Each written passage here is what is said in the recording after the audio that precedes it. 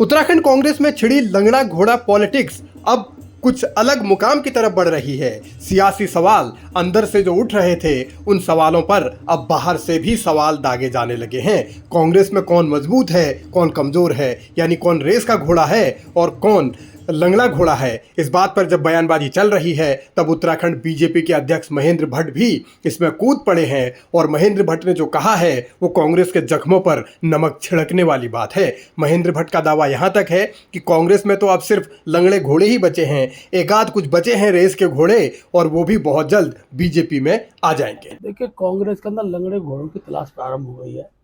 अब हरीश रावत जी बता रहे हैं, कुछ दिन बाद दूसरे जी बताएंगे। बहुत से लंगड़े घोड़े हैं, इसके कारण तो कांग्रेस की हालत है। और जो अच्छे घोड़े थे दौड़ने वाले, वो आसार हमारे साथ हैं।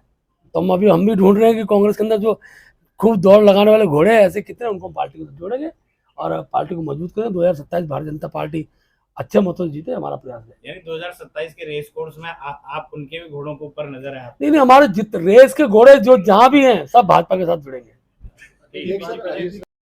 महेंद्र भट्ट के इन बयानों से और इन दावों से ये तो साफ है कि सत्ता की ताकत क्या होती है, उसका एहसास वो लगातार करा रहे हैं। और ये भी संकेत दे रहे हैं कि आने वाले दिनों में भी कांग्रेस में टूट फूट होगी, यानी कि बीजेपी अपनी पावर के दम पर कांग्रेस के कुछ और लोगों को जो अच्छे बचे हैं उनको भी अपने साथ लाएगी। मगर सवाल है कि उत्तराखंड में इस तरीके की सियासत से कांग्रेस आखिर सबक क्यों नहीं ले रही। सवाल ये है कि कांग्रेस आखिर क्यों कमजोर होती जा रही है। सवाल है कि कांग्रेस के भीतर आखिर कांग्रेस को ही हराने वाले कौन हैं। देखिए, कांग्रेस कभी खुद में कभी चुनाव नहीं, कांग्रेस को कांग्रेस के लोगों ने हराया। और 2017 का प्रकरण आपको पता है कि कौन लोग कांग्रेस छोड़ के गए और किसने इस प्रदेश में कांग्रेस के खिलाफ माहौल बनाया। मैं तो सीधे सीधे तौर पर राहुल जी को कहता हूँ कि ऐसे लोगों को आप पार्टी में वापिस नहीं। एक तरफ से कांग्रेस कह रही है कि हम जो है ये स्लीपर सेल को आउट करें, तो कर लेना। जिन्होंने सबसे बड़ा उत्तराखंड में अपराध किया है, जिन्होंने उत्तराखंड में जो है राष्ट्रपति शासन जैसा काला कानून लगवाने में भाजपा का साथ दिया, ऐसे व्यक्ति की बातों को आप लोग कहाँ पर विश्वास करते? उत्तराखंड में कांग्रेस जहाँ पे भी डैमेज हुई है, ऐसे ही लोग थे जो कांग्रेस छोड़ के गए, जिन्होंने कांग्रेस के बुरे दिनों में कांग्रेस के खिलाफ। कांग्रेस आपसी लड़ाई से जूझ रही है, ये बात कांग्रेस की लीडरशिप को पता है।